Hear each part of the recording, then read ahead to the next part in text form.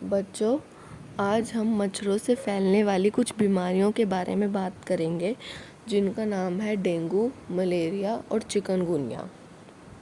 सबसे पहले हम डेंगू पर बात करते हैं।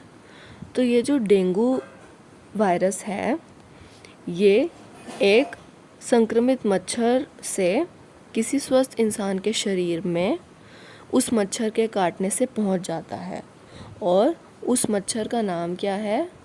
एडीज़ मच्छर। उस मच्छर का नाम एडीज़ मच्छर है।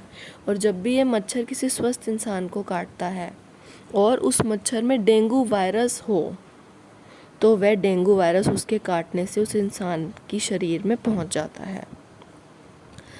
अब इसके हम सिम्टम्स के बारे में बात करते हैं। तो जब वो मच्छर काटता है, उसके 3 से 14 दिन के बीच में इंसान में कुछ सिम्टम्स मिलने शुरू होते हैं। सिम्टम्स होते हैं इसके बुखार होना, सर दर्द होना, जोड़ों में दर्द होना, आँखों के पीछे दर्द होना, थकावट, खुजली, नाक से खून बहना, उल्टी होना। ये सब इसके सिम्टम्स हैं। इसके कुछ दवाइयाँ भी हैं, पर इसकी कोई स्पेसिफिक दवाई नहीं है जो डेंगू में ही काम आती हो। अगर आप बुखार कम करने की और दर्द कम करने की दवाई ले लें तो वो भी कारगर होती हैं। अब हम बात करेंगे मलेरिया पे। ये वाली बीमारी भी उसी तरह से फैलती है जैसे कि डेंगू वाली बीमारी फैलती थी।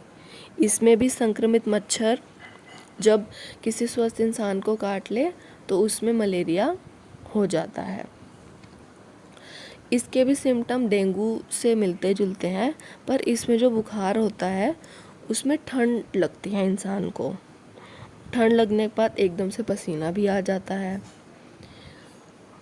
हमारे पास मलेरिया की एक काफ़ी अच्छी दवाई है जो कि सिंकोना पेड़ से बनाई जाती है। पहले के दिनों में जो सिंकोना पेड़ की जो छाल होती है उसे पाउडर कर लिया जाता था और इससे दवाई बनाई जाती थी उस पेड़ के पाउडर से, जिसको पानी के साथ लिया जाता था। पर अब जैसे जैसे हम आगे बढ़ रहे हैं, इसकी गोलियां भी मार्केट में उपलब्ध हैं। अब हम बात करते हैं चिकनगुनिया की, जिसके सिम्टम्स बिल्कुल डेंगू वायरस से मिलते जुलते हैं और इसकी भी जो दवाई है वो डेंगू वायरस से भी मिलती जुलती है। इसकी कोई स्पेसिफिक दवाई नहीं है। इसमें भी दर्द कम करने की और बुखार कम करने की दवाई ली जाती है।